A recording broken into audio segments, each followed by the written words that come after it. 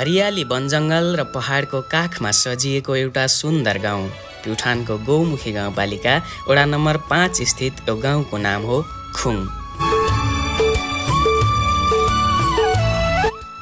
यस गाउँमा बाहुन, ठकुरी, छेत्री, दलित, मगर लगायत अन्य जातिका मानिसहरू एक आपसमा मिलेर बसोबास गर्दछन्।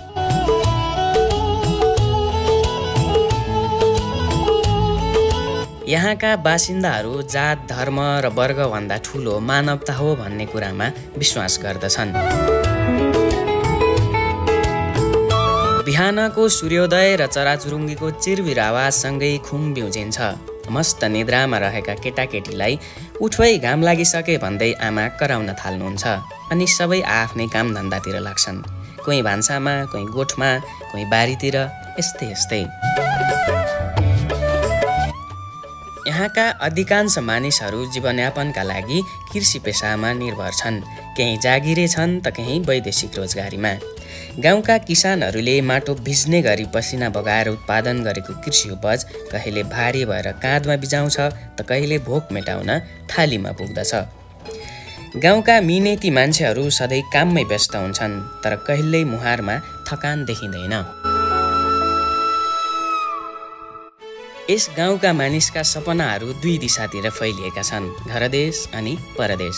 सायद यही बाध्यताले पनि होला छोराछोरीहरूको बिदाईमा बुढी आमा दैलोमा बसेर बलिन्द्र धारा बगाएको दृश्य धेरै पटक देखेको छ खुङले। बुबाले हात कपाउँदै टीका लगाइदिएर भारी मन बनाउँदै सन्तानलाई शोभायात्राको कामनासहित बिदाई गरेको दृश्य पनि थुप्रै पटक देखेको छ। रोएको छ खुङ धेरै पटक जब यहाँका जवानहरूले परदेशमा पाएको दुःख सुनाउँछन्, तर विवश भएर अझै पनि कलिला मुनाहरूलाई परदेश धकेल्न बाध्य छ खुङ। खै किन?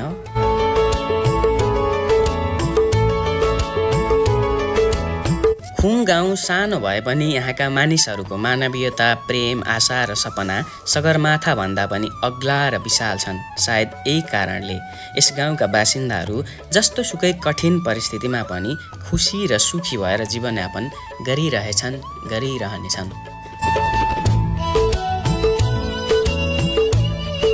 भिडियो अन्तिमसम्म हेर्नुभएकोमा तपाईँलाई धन्यवाद। मन पर्यो भने एक सेयर अवश्य गर्नुहोला।